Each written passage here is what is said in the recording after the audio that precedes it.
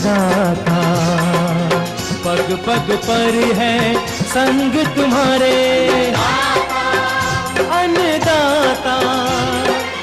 लहू किसानों का बन के पसीना सींचता है धरती का सीना। मेहनत का तेरी हक दिलवाने, नई तकनीक नई खोज बताने। पशुधन को गुणवान बनाना, पौध सुरक्षा को सिखलाना, खेती के सब गुर समझाने, भारत का सरताज बनाने। आठों पहर है संग तुम्हारे अन्नदाता, अन्नदाता।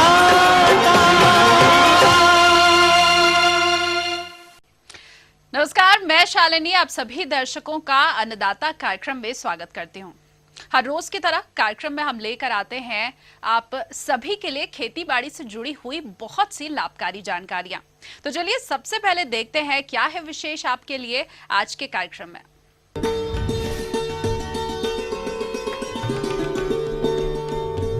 रेनगन सिंचाई यंत्र पर संपूर्ण जानकारी।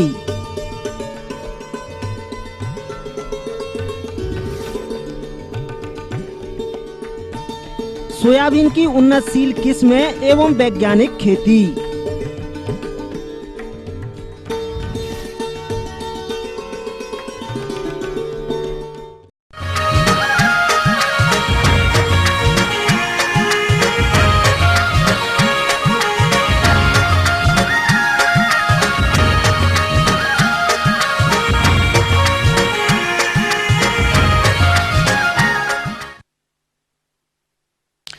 सोयाबीन की खेती की अगर बात की जाए तो अपने प्रदेश बिहार एवं झारखंड के परिप्रेक्ष्य में अगर हम बात करें तो इसकी बुआई को रकबा धीरे धीरे बढ़ता जा रहा है। जो किसान भाई सोयाबीन की खेती करना चाहते हैं वो इसकी बुआई से लेकर कटाई तक के कौन कौन से प्रबंधनों को अमल में लाएंगे, इसकी जानकारी के लिए देखिए कार्यक्रम का ये विशेष अंश।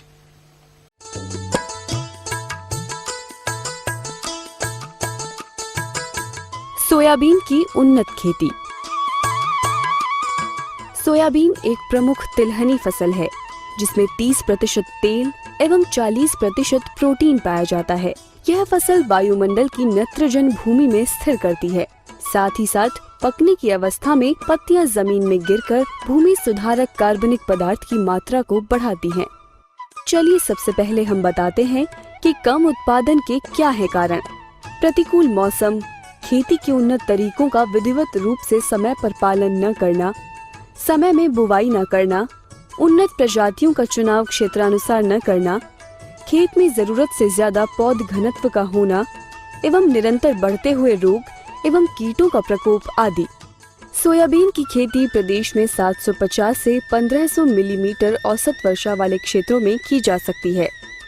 इसकी खेती के लिए काली काबर या चिकनी दोमट मिट्टी जिसमें कार्बनिक पदार्थ की मात्रा अच्छी हो और अच्छे जल निकास वाली भूमि उपयुक्त मानी जाती है। ध्यान रखें कि इसकी खेती बहुत ही रेतीली तथा अति क्षारीय या अम्लीय भूमि में न करें। भूमि का चयन करने के बाद अब बात करते हैं खेत की तैयारी की। तो इसके लिए रबी फसल की कटाई के बाद ग्रीष्मकालीन गहरी जुताई करके खेत को खुला छोड़ देते हैं। फिर बुवाई से पूर्व 2 बार कल्टीवेटर चलाने के बाद पाटा लगाकर मिट्टी को भुरभुरा बना लें। अंतिम जुताई के समय 10 किलोग्राम फोरेट प्रति हेक्टेयर खेत में मिला दें, जिसमें प्रारंभिक अवस्था में लगने वाले कीट जैसे नीला भृंग, तना मक्खी एवं सफेद सूड़ी के आक्रमण को रोका जा सके। अब बात करते हैं किस्मों के चयन के बारे में। किसान भाइयों, किस्मों का चयन क्षेत्रीय अनुकूलता, फसल चक्र एवं कीट रोगों के प्रकोप एवं सिंचाई व्यवस्था के आधार पर करना चाहिए। इसकी प्रमुख उन्नत किस्में इस प्रकार हैं: MAUS 47, JS 335, JS 8021 इत्यादि प्रमुख हैं। बुवाई का उपयुक्त समय जून के अंतिम सप्ताह से लेकर जुलाई का प्रथम सप्ताह है। अब बात की जाए बीज की मात्रा की, तो यदि आप बड़े दाने वाली किस्मों का चयन करते हैं जिनके 100 दानों का वजन 14 ग्राम या अधिक होता है, उनके लिए 100 से 115 किलोग्राम बीज प्रति हेक्टेयर मध्य आकार के दानों वाली किस्मों का चयन करते हैं तथा जिनके दानों का वजन 10 से 13 ग्राम होता है उसके लिए 90 से 100 किलोग्राम बीज प्रति हेक्टेयर तथा छोटे दाने वाली किस्मों का चयन किया जाता है तथा उनके 100 दाने का वजन 8 से 10 ग्राम होता है उसके लिए 70 से 80 किलोग्राम बीज प्रति हेक्टेयर प्रयोग करें। साथ ही बीज खरीदते समय ध्यान रखें कि उन्नत, स्वस्थ, शुद्ध एवं उच्च अंकुरण क्षमता 70% से अधिक हो, ऐसे बीजों का ही चयन करें। यदि संभव हो तो आधार पर प्रमाणित बीज का ही चुनाव करें तथा अपने खेत पर कम से कम 2 प्रजातियों को अवश्य लगाएं। अब आइए बात करते हैं बुवाई विधि की। किसान भाइयों, सोयाबीन की बुवाई कतारों में करनी चाहिए, जिसके लिए सीड ड्रिल या तिपन यंत्र का प्रयोग करें। बुवाई के लिए पंक्ति से पंक्ति की दूरी 30 से 45 सेंटीमीटर एवं पौधे से पौधे की बीच की दूरी 5 सेंटीमीटर रखें और 3 से 4 सेंटीमीटर की गहराई पर बुआई करें। सामान्यतः अच्छी पैदावार के लिए 4 से 4.5 लाख पौधे प्रति हेक्टेयर होना चाहिए। अब बात करते हैं बीजोपचार की। तो बीजों को बोने से पूर्व फफूंदनाशक दवा थायरम 2 ग्राम एवं कार्बेंडाजिम 1 ग्राम से प्रति किलोग्राम बीज को उपचारित करें। फफूंदनाशक दवा से उपचारित करने के बाद छाया में सुखाकर राइजोबियम कल्चर 5 ग्राम व PSB कल्चर 5 ग्राम से प्रति किलो बीज को अवश्य उपचारित कर लें। इसके बाद बीज को छाया में सुखाएं और उपचारित करने के 6 घंटे के अंदर बीजों की बुवाई अवश्य कर दें। अब आइए बात करते हैं खाद एवं उर्वरक की।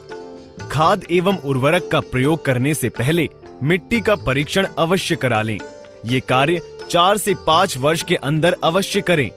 सामान्यतः गोबर की खाद या कंपोस्ट 10 टन प्रति हेक्टेयर बुवाई से 15 से 20 दिन पहले डालकर अच्छी तरह खेत में मिला लें। रासायनिक उर्वरकों में नत्रजन 15 से 20 किलो, फास्फोरस 60 से 80 किलो, पोटाश 40 किलोग्राम प्रति हेक्टेयर बुवाई के समय बीज के नीचे डालकर देना चाहिए। जिन खेतों में गंधक की कमी हो वहां 20 किलोग्राम गंधक प्रति हेक्टेयर देना चाहिए, या जहां पर जस्ता की कमी हो वहां 25 किलो जिंक सल्फेट प्रति हेक्टेयर बुवाई के समय डालना चाहिए। अब बात करते हैं जल प्रबंधन की। सोयाबीन की फसल को साधारणतया सिंचाई की आवश्यकता नहीं होती है, परंतु यदि बीच में लंबा सूखा काल हो तो प्रमुख क्रांतिक अवस्थाओं जैसे बीज अंकुरणवान, वृद्धि, पुष्पम व फली बनने की अवस्था में सिंचाई की आवश्यकता पड़ सकती है। इन अवस्थाओं में पानी की कमी से उत्पादन में 50% तक की कमी आ सकती है। सोयाबीन की फसल के अच्छे अंकुरण तथा पौधों के जमाव के लिए यह आवश्यक है कि भूमि में वायु संचार अच्छा रहे। खेत में पानी भर जाने से उपज में 12 से 20% की कमी आ सकती है। इसलिए खेत में बुवाई के समय हर 20 से 30 मीटर की दूरी पर नालियां बनाकर खेत का पानी बाहर निकालने की व्यवस्था करनी चाहिए। अब आइए बात करते हैं खरपतवार प्रबंधन की। सोयाबीन की फसल में तरह तरह के खरपतवार उगते हैं, जिनकी तीव्रता शुरू के 45 दिनों तक अधिक होती है। इनकी वजह से सोयाबीन की फसल में भारी नुकसान होता है। खरपतवार नियंत्रण करने के लिए पहली निदाई बुवाई के 15 से 20 दिन बाद तथा दूसरी 35 से 40 दिन बाद डोरा चलाकर या हस्तचलित एवं स्वचलित निंदाई यंत्रों से करनी चाहिए। रसायनों के उपयोग से भी खरपतवारों का नियंत्रण किया जा सकता है। इसके लिए उपयुक्त रसायनों में लासो 40 EC 4 लीटर या स्टाम्प 3.5 लीटर दवा आदि रसायन 500 लीटर से 600 लीटर पानी में घोलकर प्रति हेक्टेयर अंकुरण से पूर्व तथा बोनी के तुरंत बाद छिड़काव करें। सोयाबीन की खड़ी फसल में भी खरपतवार नाशकों का प्रयोग किया जा सकता है। इस श्रेणी में इमेजा थापर 1 लीटर या क्विजालोफाप इथाइल 1 लीटर प्रति हेक्टेयर का प्रयोग करना चाहिए। इनका प्रयोग जब खरपतवार 2 या 3 इंच के होने पर अथवा 2 से 3 पत्ती की अवस्था पर खेत में नमी की स्थिति में करना लाभप्रद होता है। अब बात करते हैं सोयाबीन के साथ ली जाने वाली अंतर्वर्तीय फसलों की। तो असिंचित क्षेत्र में अंतर्वर्तीय फसल के रूप में सोयाबीन के साथ अरहर 4:2 में कतार में 30 सेंटीमीटर की दूरी पर लगाएं। इसके लिए अरहर की उपयुक्त किस्में हैं ICPL 871-19, जवाहर 3, जवाहर 4, ICPL 87। सिंचित क्षेत्र में सोयाबीन के साथ मक्का 4:2 में 30 सेंटीमीटर की कतार की दूरी पर लगाएं, जिसमें मक्का की उपयुक्त किस्में JS12, JM13 व नवजोत। तो किसान भाइयों, उपरोक्त बताई गई बातों को ध्यान में रखकर यदि आप सोयाबीन की खेती करते हैं तो आप निश्चित रूप से 25 से 30 क्विंटल उत्पादन प्रति हेक्टेयर प्राप्त कर अपनी आर्थिक आय में वृद्धि कर सकते हैं।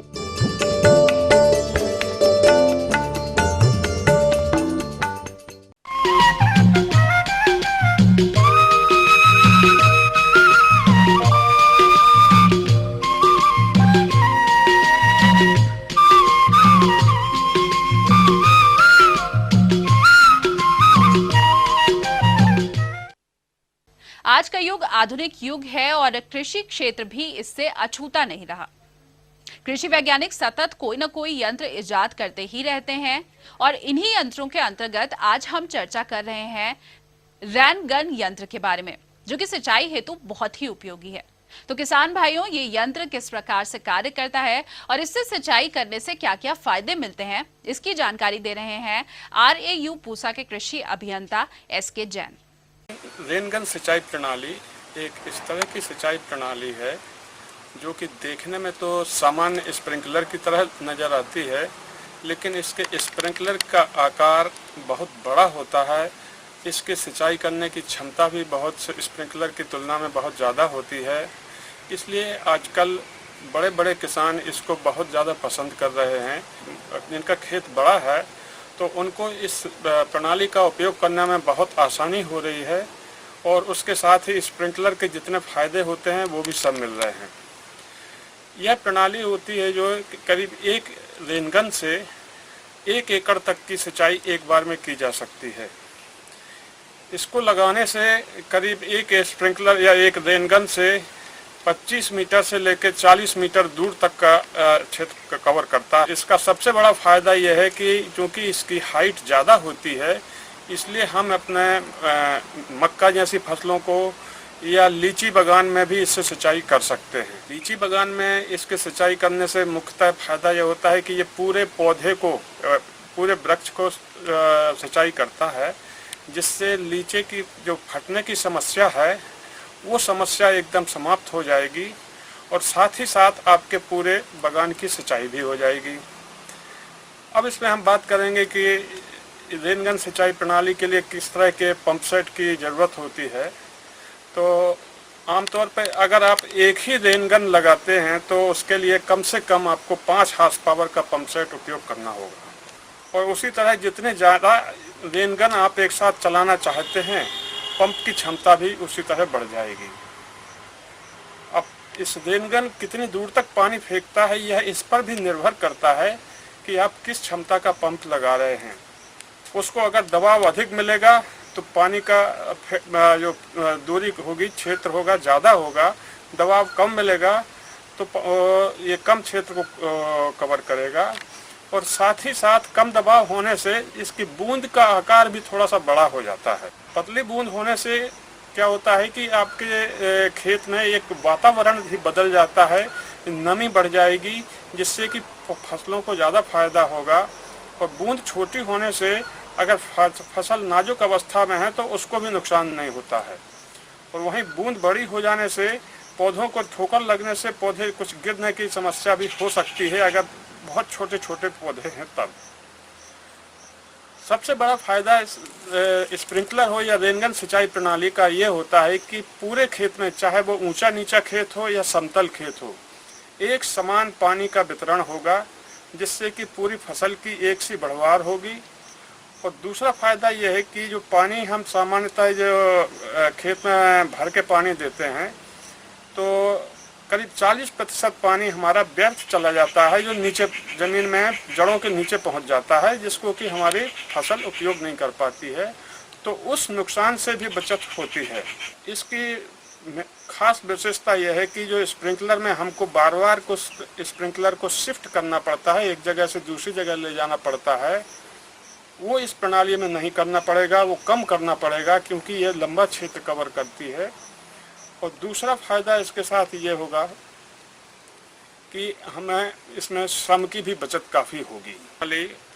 सभी खाद्यान्न फसलों के लिए उपयोगी है। और अब चूंकि धान के में भी पानी की समस्या आने लगी है, उतना बारिश नहीं होती है, इसलिए कुछ जगहों पर इसको धान के लिए भी उपयोग में लाने लगे हैं। तौर पर इसमें दो नोजल होते हैं। एक नोजल होता है जो पानी दूर तक फेंकता है, और दूसरा नोजल होता है जो इसके रेन गन के आसपास का पानी सिंचाई करता है। इसके साथ ही इसमें बूंदों की साइज को निर्धारित करने के लिए भी एक जेट ब्रेकर लगा हुआ होता है, जो कि बड़ी वाली नोजल के ठीक नीचे स्क्रू जैसा एक डिवाइस होता है।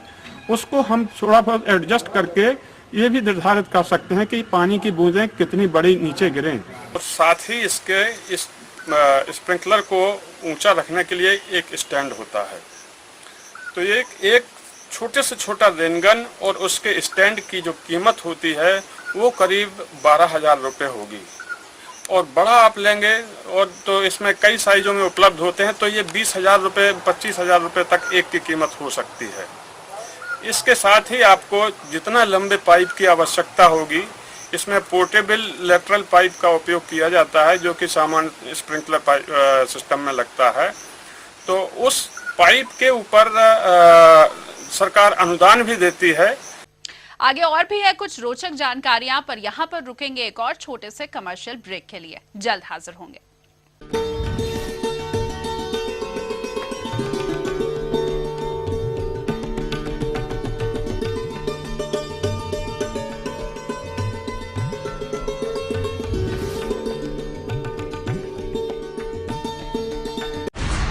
ये नहीं है कोई परियों की दास्तां, ना ही सास बहू की है ये कहानी। ये दास्तां है सच्ची वारदातों की, दिल दहला देने वाले अपराधों की। करेंगे हम पर्दाफाश ऐसे वाकयात का, दास्ताने जुर्म।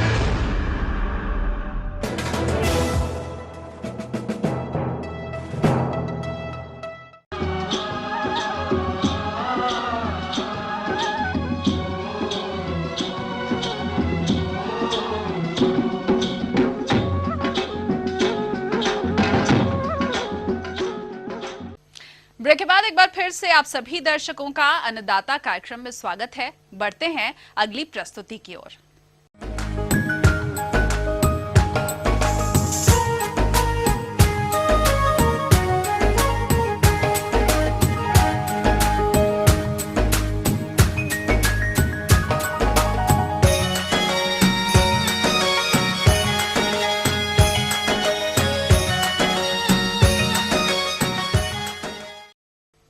किसान भाइयों, पिछले दिनों हुई बेमौसम बरसात के कारण केले के बागों में कुछ हानिकारक कीट और रोग का प्रकोप बढ़ता जा रहा है।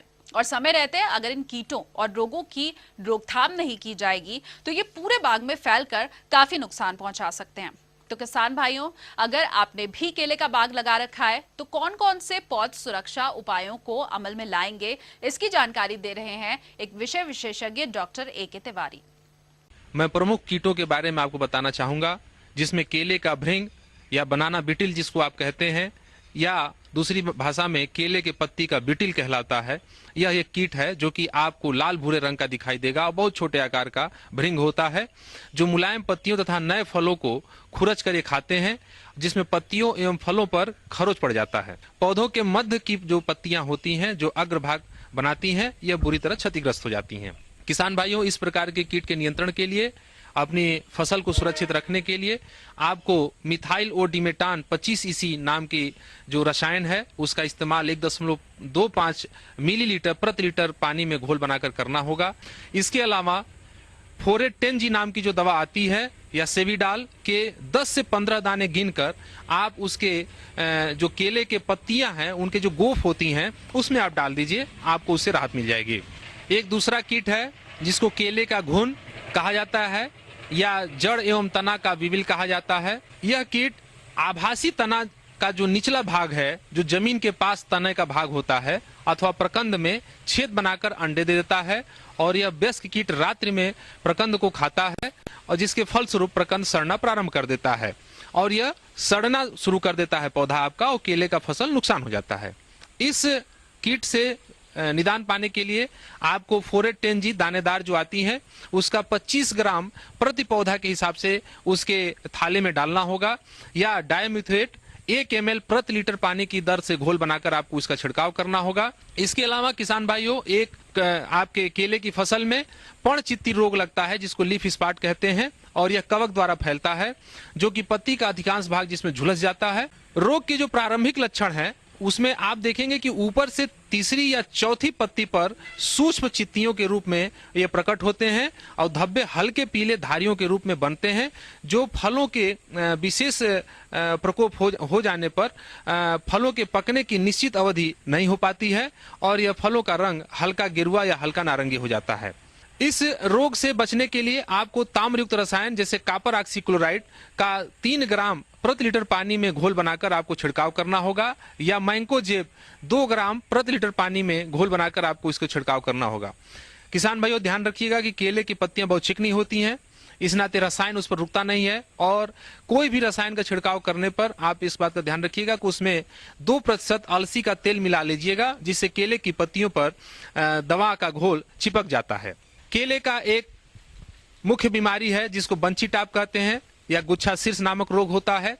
यह केला वायरस 1 नामक विषाणु द्वारा उत्पन्न होता है और यह रोग का जो प्रसार है यह केला एफिड पेंटालोनिया नाइग्रोनार्वोसा नामक माहू कीट द्वारा यह फैलता है और रोग का लक्षण जो होता है पौधे के किसी भी भाग पर और किसी भी अवस्था में देखा जा सकता है। पौधे के शीर्ष पर पत्तियों का गुच्छा बन जाता है, पौधे बौने रह जाते हैं तथा बढ़वार रुक जाती है। ऐसे में किसान भाइयों जो संक्रमित पौधा है उसको निकालकर खेत से बाहर करके आप उसको गड्ढे में गाड़ दीजिए या नष्ट कर दीजिए और इसमें मिथाइलोडिमेटान 1.25 मिलीलीटर प्रति लीटर पानी की दर से या डायमिथोएट 1.6 ml प्रति लीटर पानी की दर से घोल बनाकर आपको केले के पौधे पर छिड़काव करना होगा जिससे आपको इस रोग से निदान मिल जाता है।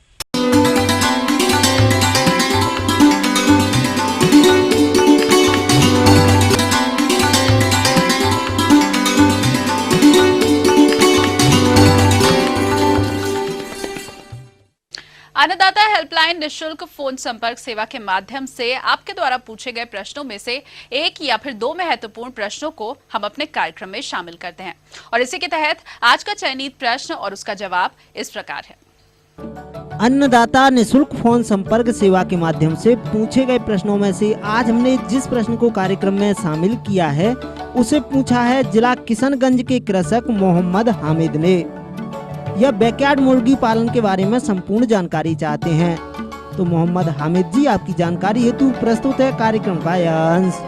घर के पिछवाड़े में मुर्गी पालन को हम लोग बैकयार्ड पोल्ट्री फार्मिंग के रूप में जानते हैं। साधारणतः जो हमारे किसान हैं जो गांव में मुर्गी पालन करते हैं उनके पास अच्छी नस्ल की मुर्गियां नहीं हैं जो साधारणतः 65 से 70 अंडे देती हैं। तो उसको ध्यान में रखकर बिहार में हम लोग यहाँ 3 मुख्य रूप से मुर्गी बैकयार्ड के लिए हम लोग 3 नस्लें मुर्गियों की किसानों को दे रहे हैं। उसमें वनराजा, ग्राम प्रिया और श्रीनिधि की नस्ल की मुर्गियाँ हम किसानों को दे रहे हैं।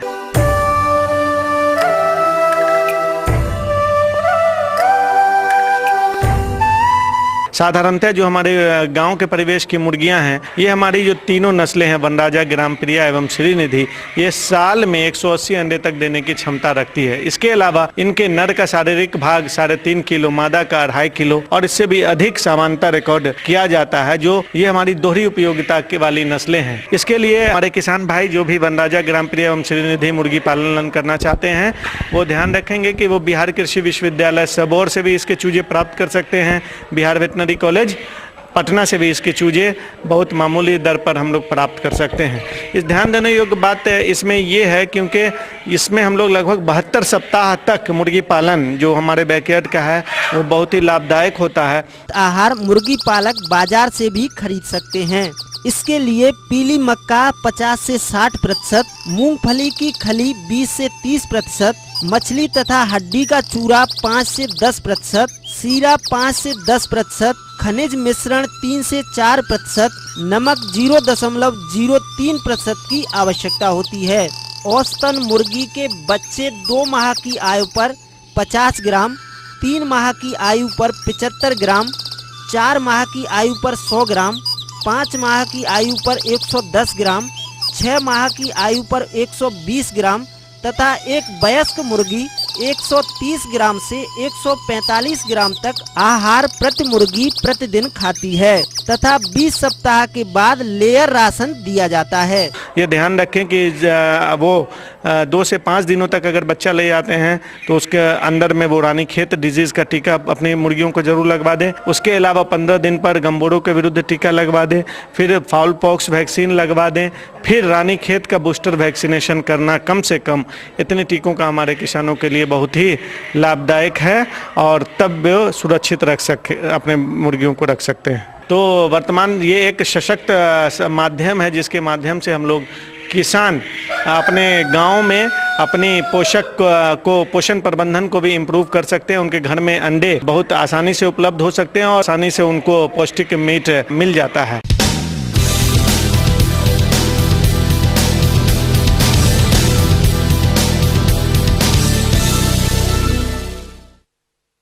राज्य की विभिन्न मंडियों में कृषि उत्पादों के चढ़ते उतरते बाजार भाव का क्या है हाल, अब देखिए।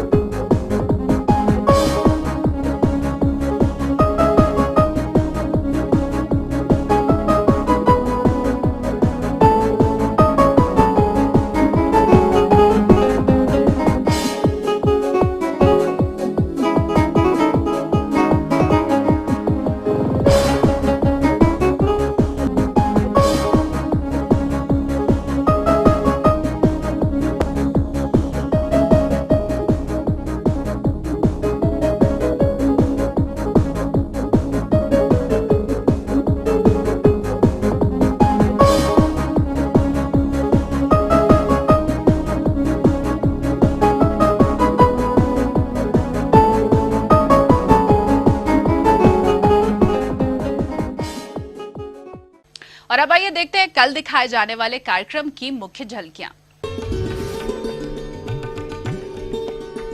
आम के फलों की तुड़ाई के पूर्व एवं पश्चात किए जाने वाले प्रबंधन कार्य।